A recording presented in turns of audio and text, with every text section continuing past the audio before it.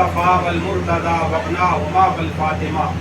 تیری سرکار میں لاتا ہے رضا اس کو شفیق جو میرا غوث ہے اور لاڈلا بیٹا تیرا.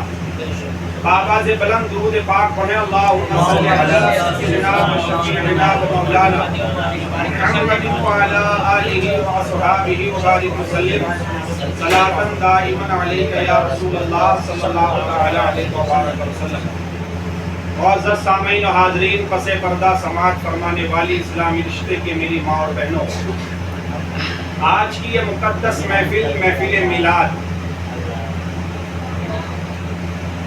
مرحوم نثار خان کے 40ویں کے موقع پر ان کے صاحبزادے فیروز خان نے اپنے والد مرحوم کے لیے بے حساب مغفرت کی نیت سے اور قبر میں راحت کی غرض سے اور گناہوں کی بخشش کی نیت سے محض اللہ کی توفیق اور اسی کے کرم سے اس محفل کا اہتمام و انتظام کیا ہے، جس میں ہم اور آپ چند گھڑیوں کے لیے جمع ہیں. میں آپ سے بھی مخاطب ہوں اور دیوار کے پیچھے جو ہماری ماں اور بہنیں بیٹھی ہیں میں ان سے بھی مخاطب ہوں. اگر میری آواز ان تک پہنچ رہی ہے تو ان سے گزارش کروں گا کہ تھوڑی دیر کے لیے آپ دوسری محفل نہ کرو. ایک وقت میں ایک ہی محفل اچھی لگتی ہے،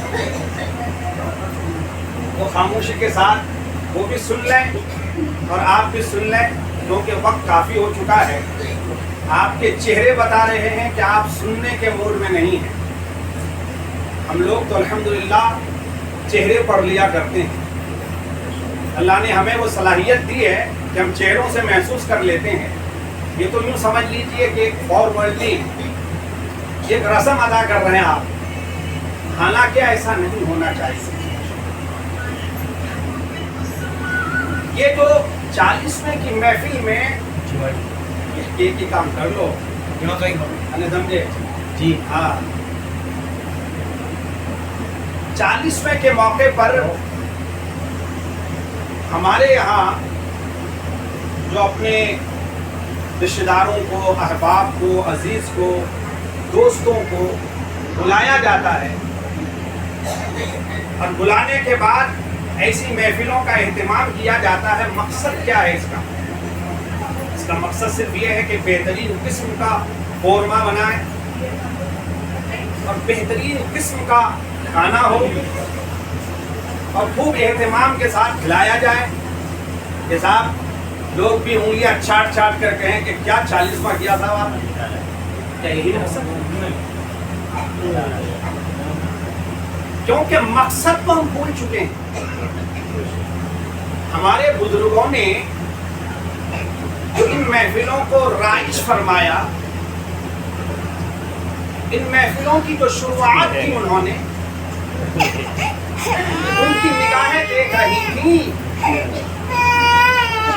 کہ آنے والا وقت کتنا خراب ہوگا، کہ آنے والے زمانے کے لوگ کس طرح سے موت کو بھول جائیں گے اور دنیا ہی کو وہ سب کچھ سمجھ لیں گے، موت سے غافل ہو جائیں گے اور دنیا کی زندگی ہی کو وہ سمجھیں گے کہ یہی زندگی ہے اصل. تو ان کی نگاہیں دیکھ رہی تھیں کہ ایسا وقت آئے گا اور لوگ ایسا کریں گے، اور آج ویسا ہی ہو رہا ہے الا ماشاء اللہ. لوگ تو سمجھتے کہ بھائی یہ شادی بیاہ مرنا جینا یہ تو بس لگا ہوا ہے، مرنا ہے چلے جانا ہے. مگر موت کا فلسفہ کیا ہے؟ موت کی حقیقت کیا ہے؟ موت کو سمجھنے کی کوشش کریں. اور موت ایک ایسی چیز ہے، ایک ایسی شے اللہ نے بنائی ہے کہ جو خدا کا بھی منکر ہے نا، جو اللہ کا بھی انکار کرتا ہے کہ ہم اللہ نہیں مانتے، ہم اللہ نے معاذ اللہ ہم اللہ مانتے ہی نہیں، جو یہ کہتے ہیں کہ ہم اللہ نہیں مانتے، وہ بھی یہ کہتا ہے کہ ہمیں مرنا ہے. موت سے کسی کا اختلاف نہیں ہے. موت کے تعلق سے سب یہ کہتے ہیں کہ ہمیں مرنا ہے. کہنے کو تو سب کہتے ہیں مرنا ہے، مگر موت کی حقیقت کیا ہے یہ سمجھنے کی ضرورت ہے. میں چند لفظوں میں آپ کو سمجھا دیتا ہوں. میں آپ کا زیادہ وقت نہیں لوں گا ورنہ اس موضوع پر تو کئی گھنٹے خطاب ہو سکتا ہے. بس صرف ایک سبق دہرانا چاہتا ہوں کیونکہ ہم غفلت میں پڑے ہوئے ہیں. کہیں ایسا نہ ہو یاد رکھو آنے والی نسلیں تمہیں کوسیں گی اگر یہی حرکتیں تمہاری رہی. کہ 40ویں کے موقع پر یوں ہی دھوم دھام سے کھانا کھلایا اور عورتیں بھی سج دھج کر کے آئیں, تیار ہو کر کے آئیں. ایسا لگتا ہے کہ یہاں کسی کی موت نہیں ہوئی ہے, ایسا لگتا ہے کہ یہاں تو دعوتیں چل رہی ہیں. نہیں سمجھے؟ تو کہیں یہ مجاز نہ بن جائے. لہذا یہ آج ضرورت ہے اس بات کی, اس بات کو سمجھنے کی کوشش کریں کہ موت کی حقیقت کیا ہے.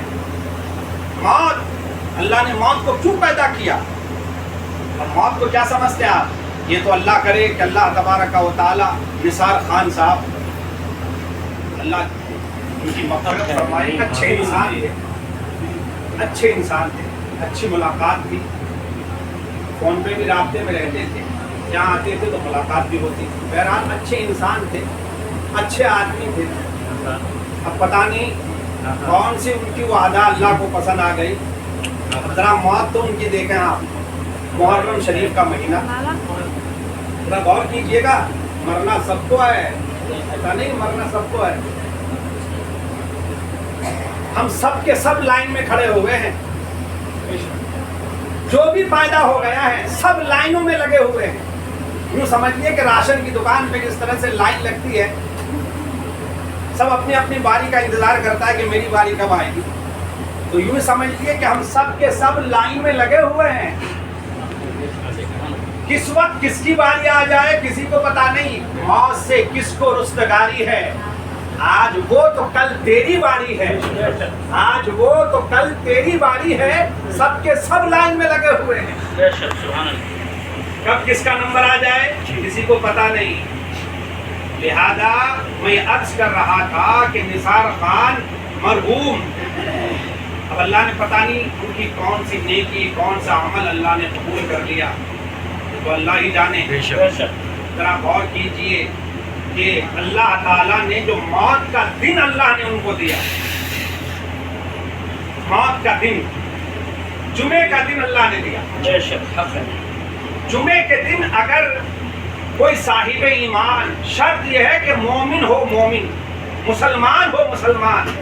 اگر کوئی مومن جمعے کے دن مرتا ہے, ان کا انتقال ہوتا ہے, تو حدیث پاک میں آتا ہے کہ جمعے کے دن مرنے والے مومن کو اللہ تبارک و تعالی شہادت کا درجہ عطا فرماتا ہے. اس لیے حضور پاک صلی اللہ تعالی علیہ وسلم نے فرمایا کہ تم دعائیں کرو, شہادت کی موت اللہ سے مانگو. حضور فرماتے ہیں کہ جو شہادت کی موت کی تمنا نہ کرے تو یہ سمجھ لے کہ اس کا ایمان مکمل نہیں ہے, اس کا ایمان مکمل نہیں ہے. شہادت کی موت. اب آپ کہیں گے کہ مولانا تو ہمیں مروا دیں گے, کہاں لے جا رہے ہیں ہمیں یہ جہاد کرنے کے لیے. ویسے تو ڈیبٹ پہ بیٹھ کر کے لوگ بکواس بازیاں کرتے ہیں اور غلط فہمیاں پھیلاتے ہیں کہ اسلام جو ہے معاذ اللہ تلوار سے جو ہے اسلام پھیلا ہے. ابے ان بکواس والوں کو, ڈیبیٹ پہ بیٹھنے والوں کو پتہ ہی نہیں ہے کہ اسلام جو ہے, اسلام لوہے کی تلوار سے نہیں پھیلا ہے, اخلاق کی تلوار سے اسلام پھیلا ہے. سمجھے؟ انہیں تو پتہ ہی نہیں ہے, غلط فہمیوں میں لوگ جی رہے ہیں. میں عرض کر رہا تھا تو کہیں آپ یہ نہ سمجھیں کہ مولانا کہہ رہے ہیں دعا کرو شہادت کی. اب کہاں لڑنے جائیں بھائی, کہاں جنگ کرنے جائیں, پڑوسی سے جا کے جنگ کریں کیا؟ ہرگز اس کی اجازت اسلام نہیں دیتا. کیا مطلب ہے؟ آپ اگر شہادت کی دعا کرو گے, صرف شہادت وہی نہیں ہے کہ میدان جنگ میں گیا اور باطل کی تلوار کے نیچے بندہ آیا اور جام شہادت پی لیا. وہ تو شہادت آئی, وہ تو شہادت آئی, وہ تو حقیقی شہادت ہے. مگر کچھ شہادتیں اور بھی ہیں.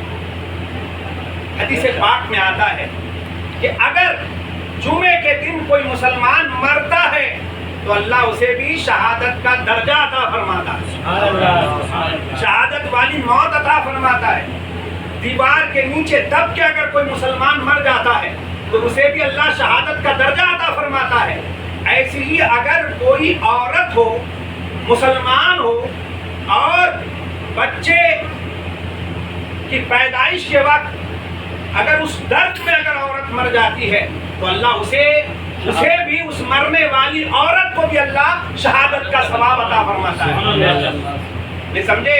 تو شہادت صرف وہی نہیں ہے کہ جو میدان کارزار میں جنگ میں جا کے لڑیں، صرف وہی نہیں، شہادت یہ بھی ہے۔ تو میں عرض کر رہا تھا پتہ نہیں ان کا کون ایسا عمل تھا، کون سی نیکی تھی، کون سا کام اللہ نے پسند کر لیا کہ اللہ تبارک و تعالیٰ نے مرحوم کو جمعے کا دن عطا فرمایا، اور وہ بھی دیکھیے آپ محرم شریف کا مہینہ عطا فرمایا، اور پھر عین 10 محرم کو ان کی تدفین ہوئی۔ مگر ایک کام آپ لوگ بہت غلط کیے ہو، کھنڈن کرنا ضروری ہے، سمجھے، تاکہ آئندہ ایسی غلطی نہ ہو۔ جب ظاہر سی بات ہے آپ کے ملنے جلنے والوں میں مولانا انور قریشی صاحب کی ہیں، نماز جنازہ تو یہ بھی پڑھا سکتے تھے، یہ نہیں تھے، اور پھر رابطہ یہاں ہم سے ہوا، ہم سے رابطہ تھا، کتنی بڑی غلطی ہے۔ نماز جنازہ اصل چیز ہے، سمجھے، یہ نہیں کہ جس سے چاہو پڑھوا لو، من مانی نہیں۔ جب آدمی الحمدللہ نیاز فاتحہ کا ماننے والا، نیاز فاتحہ ہمیشہ کرنے والا، تو پھر تو امام بھی ایسے انتخاب کرو نا جو نیاز فاتحہ والا ہو، ایسے تھوڑی کسی کو ملا کے نماز جنازہ پڑھوا دو۔ بہت افسوس ہوا اور بڑا ملال ہے۔ بہرحال اللہ تعالیٰ بہتر فرمائے ان کے لیے۔ بہرحال میں عرض کر رہا تھا، دیکھیے عمل پتہ نہیں کون سی ایسی نیکی اللہ نے قبول کر لی، یا کیا پتا وہ اللہ سے دل ہی دل میں دعا کر رہے ہوں گے اللہ مجھے بھی شہادت کی موت دے۔ اللہ نے اس کی دعا قبول فرما لی، ان کی دعا۔ اللہ نے سبحان اللہ جمعے کا دن اور پھر محرم شریف کا مہینہ اور پھر خاص 10 محرم کو ان کی تدفین ہوئی ہے۔ اللہ تعالیٰ کربلا والوں کا صدقہ ان کو عطا فرمائے، کربلا والوں کے صدقے میں اللہ ان کی بے حساب مغفرت فرمائے۔ بہرحال موت، یہ ہمارے یہاں جو ایک سسٹم بنایا گیا ہے کہ جب کسی کا انتقال ہو جائے تو ان کے لیے جو ہے محفل ایصال ثواب کرو، 40واں کرو۔ کیوں کرو؟ آخر کیوں ان محفلوں کو سجانے کا مقصد کیا ہے؟ کس مقصد سے ان محفلیں ہوتی ہیں؟ صرف یہ سبق یاد کرانے کے لیے کہ دیکھو آج تم نثار خان صاحب کے 40ویں آئے ہو، ذرا غور کرو کہ 40 جن کے 40ویں میں آپ آئے ہو، نثار خان صاحب چلے گئے، اپنے ساتھ کیا لے کر کے گئے؟ مکان بھی ان کا یہی ہے، دھن دولت سرمایہ سب کچھ یہی رہ گیا، سب کچھ یہی رہ گیا، ساتھ گیا کیا ہے؟ یہی صرف یاد کرانے کے لیے کہ ساتھ جاتا کیا ہے؟ جس مکان کی وجہ سے نمازیں چھوڑ رہے ہو، جس مکان کی وجہ سے درود چھوڑ رہے ہو، جس مکان کی محبت میں آپ عیاشیوں میں لگ جاتے ہو، اور پھر مکان دھن اور سرمایہ کی بنیاد پر بہت سے لوگ عیاشیاں کرتے ہیں، گناہوں کی محفلیں جماتے ہیں، معاذ اللہ۔ ذرا سوچو، یہ ساری چیزیں یہیں پڑی رہ جاتی ہیں۔ ساتھ جانے والی چیز کیا ہے؟ ساتھ جانے والی چیز ہے ایمان اور نیک اعمال، اچھے اعمال، ان کے اعمال ساتھ جانے والے ہیں۔ اس کی فکر کرو۔ ہماری آنکھوں پہ پٹی پڑی ہے نا، غفلت کی پٹی پڑی ہے، اس پٹی کو اٹھانے کے لیے ہمارے بزرگوں نے یہ محفلیں کی، تاکہ ایسی محفلوں میں آنے کے بعد تمہاری آنکھیں کھل جائے، تم سمجھنے لگو کہ ہم بھی مرنے والے ہیں۔ اور یاد رکھیے ہم اور آپ دن بدن موت سے قریب ہوتے چلے جا رہے ہیں۔ ہم لوگ سالگرہ مناتے ہیں، مناؤ، کوئی شادی کی سالگرہ، کوئی بچوں کی سالگرہ، سالگرہ مناتے کہ نہیں مناتے ہیں؟ کوئی کہتا ہے صاحب اتنے سال کو ہو گئے، ہم اتنے سال کے ہو گئے، مگر کبھی یہ بھی تو یاد کرو اتنے سال کے ہو تو گئے، اب کتنے سال کے رہ گئے ہو؟ کتنے سال کے ہو تو گئے، اب کتنے سال کے رہ گئے ہو؟ اس کی بھی تو فکر کرو، اس کی بھی تو فکر کرو کہ کتنے سال رہ گئے ہیں، کتنے رہ گئے کسی کو پتا نہیں۔ اس کی فکر کرو کہ ہمیں مرنا ہے، مرنا ساتھ کیا لے کر کے جانا ہے۔ اور پھر قرآن صاف لفظوں میں کہتا ہے خلق الموت والحیات لیبلوکم ایکم احسن عملا۔ اللہ فرماتا ہے اللہ نے موت کو پیدا کیا ہے، زندگی کو پیدا کیا ہے۔ آج ہم سمجھتے ہیں معاذ اللہ غیروں کے دیکھ کر، آس پڑوس والوں کو دیکھ کر کہ شاندار بلڈنگ بنا لو یہی زندگی ہے، اچھا کھا لو یہی زندگی ہے، اچھا پہن لو یہی زندگی ہے، عیش و عشرت کر لو یہی زندگی ہے، سیر و تفریح کر لو یہی زندگی ہے۔ یاد رکھو زندگی یہ ہے ہی نہیں۔ زندگی کا اصل مقصد کیا ہے؟ اللہ نے ہمیں دنیا میں کیوں بھیجا ہے؟ قرآن کہتا ہے لِيَبْلُوَكُمْ أَيُّكُمْ أَحْسَنُ عَمَلًا۔ اللہ فرماتا ہے کہ تمہیں ہم آزمائش کے لیے دنیا میں امتحان کے لیے بھیجے ہیں، امتحان کے لیے، آزمانے کے لیے، امتحان کے لیے بھیجے ہیں کہ دنیا میں پہنچنے کے بعد تم غیروں کی طرح دنیا ہی پہ مر تو نہیں رہے ہو کہ سب کچھ بھول گئے ہو، کوئی مطلب ہی نہیں ہے کہ ہمیں مرنا بھی ہے۔ اللہ فرماتا ہے امتحان کے لیے دنیا میں بھیجے ہیں کہ میرے پاس جو آ رہے ہو تو کیا لے کر کے آ رہے ہو؟ اللہ فرماتا ہے اس لیے ہم نے بھیجا ہے تمہیں دنیا میں، اس لیے بھیجا ہے لیبلوکم، تاکہ ہم تمہیں آزمائیں۔ کس چیز سے آزمائیں؟ کہ تم میں سب سے اچھا کام کر کے کون آیا، تم میں سب سے اچھا کام کر کے سب سے زیادہ نیکیاں لے کر کون آیا ہے۔ اللہ کی بارگاہ میں نیکیاں دیکھی جائیں گی، وہاں دھن دولت مال اولاد سرمایہ نہیں، وہاں نیکیاں کام آئیں گی۔ کتنی نیکیاں لے کر کے آیا ہے، کتنا درود لے کر میری بارگاہ میں آیا ہے، کتنی نمازیں لے کر میری بارگاہ میں آیا ہے، کتنے سجدے کر کے میری بارگاہ میں آئے ہو۔ میری بارگاہ میں آئے تو ہو، مجھ کو راضی کر کے آئے ہو یا نہیں آئے ہو؟ میرے محبوب کو راضی کر کے آئے ہو کہ نہیں آئے ہو؟ اللہ فرماتا ہے اس لیے ہم نے تمہیں دنیا میں بھیجا ہے۔ یہ ہے زندگی کا مقصد۔ ہم آزمائش سے گزر رہے ہیں، امتحان گاہ میں آئے ہوئے ہیں، ہم امتحان دے رہے ہیں۔ زندگی کا صحیح استعمال کریں۔ زندگی کا یہ ہرگز یہ مقصد نہیں ہے کہ گناہوں میں گزاریں۔ زندگی کا مقصد یہ ہے کہ گناہوں سے اپنے آپ کو بچا لیں اور جتنا ہو سکے نیکیاں کریں، نیکیاں کریں۔ اور صرف یہ نہیں کہ نیکیاں کرتے رہیں اور دوسری طرف گناہ کرتے رہیں، یہ بھی مقصد نہیں ہے کہ صاحب نماز بھی ہو اور شراب بھی ہو معاذ اللہ، ایسا بھی نہیں سمجھے۔ نماز ہو تو نماز ہی، سبحان اللہ، گناہ نہیں کرنا ہے، گناہ سے اپنے آپ کو بچانا ہے، یہ مقصد ہے۔ بس آخری بات میں عرض کرتا ہوں اور اسی میں گفتگو کو سمیٹتے ہوئے جاتا ہوں، موت، اللہ اکبر، اللہ ہم سب پر موت آسان فرمائے۔ میرے بھائیوں، بولنے کو تو موت بہت آسان سا لفظ ہے، ہم دیکھتے ہیں کہ مرنے والا مر رہا ہے، ہمیں چھوڑ کر جا رہا ہے، ہماری آہیں نکلتی ہیں، ہم روتے ہیں کہ بھائی میرا جا رہا ہے، باپ میرا جا رہا ہے، ہائے اب تو میں دیکھ نہیں پاؤں گا، ہمیں افسوس ہوتا ہے اور ہونا بھی چاہیے، فطری تقاضا بھی ہے کہ اگر باپ کا انتقال ہوا ہے تو افسوس ہونا چاہیے، ماں کا انتقال ہوا ہے تو افسوس ہونا چاہیے، عزیز جا رہا ہے تو افسوس ہونا چاہیے، اولاد اگر جا رہی ہے تو اس کا افسوس ہونا چاہیے، احساس چہروں سے ہونا چاہیے۔ کوئی احساس نہ کرے کہ صاحب اسے باپ کے جانے کا کوئی غم ہی نہیں ہے، اسے بھائی کے جانے کا کوئی غم ہی نہیں ہے، اسے شوہر کے جانے کا کوئی غم ہی نہیں ہے، اسے دوست کے جانے کا کوئی غم ہی نہیں ہے۔ چہرے سے ایسا محسوس نہ ہو، اندر سے ہمیں غم ہو کہ میرا بھائی مجھ سے چلا گیا، میرا باپ مجھ سے چلا گیا، میری ماں چلی گئی، میری اولاد چلی گئی، اس کا احساس ہونا چاہیے۔ فطرت کا یہ تقاضا ہے، فطرت کا یہ تقاضا ہے۔ میں عرض کر رہا تھا موت کو آسان نہ سمجھو، موت بڑی تکلیف دہ ہے، یہ تو خوشی مناؤ، اللہ کا شکر ادا کرو، اس رب کا کروڑ احسان ہے کہ اللہ نے ہمیں تمہیں صرف انسان نہیں بنایا بلکہ محمد الرسول اللہ کا غلام بنایا، حضور کا غلام بنایا ہے، حضور کا غلام، حضور کے غلام ہیں، حضور کے امتی ہیں۔ یہ تو کہو کہ میرے آقا کتنے کریم آقا ہے ہمارے، کیسے لجپال نبی ہے ہمارے۔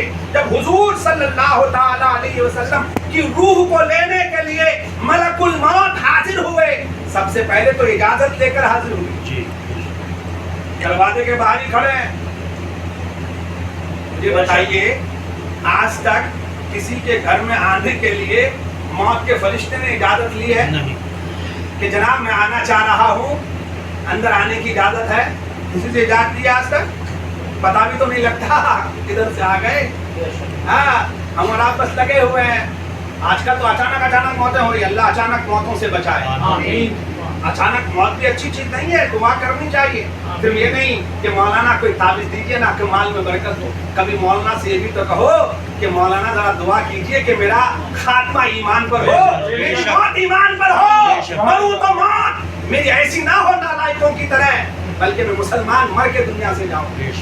जनाजा उठे तो लोग कहें कि मुसलमान का जनाजा है, लोग ये ना कहें कि मक्कार का जनाजा जा रहा है, लोग ये ना कहें कि अच्छा हुआ ये मर गया अब हमें आराम मिलेगा। ऐसा नहीं होना चाहिए कि लोगों को दुखी बना दे, हम पड़ोसियों को दुखी कर दें, ऐसा नहीं होना चाहिए। कोई ऐसा काम कर जाओ कि लोग महसूस करें कि साहब वाकई बड़ा अच्छा इंसान था। मैं अर्ज कर रहा था कि जरा गौर तो कीजिए हाँ कि अल्लाह ने हमें और आपको क्या बनाया है, हुजूर का उम्मती बनाया है। क्या समझते हैं आप? सरकार की बारगाह में मलकुल मौत जब इजाजत लेकर हाजिर हुए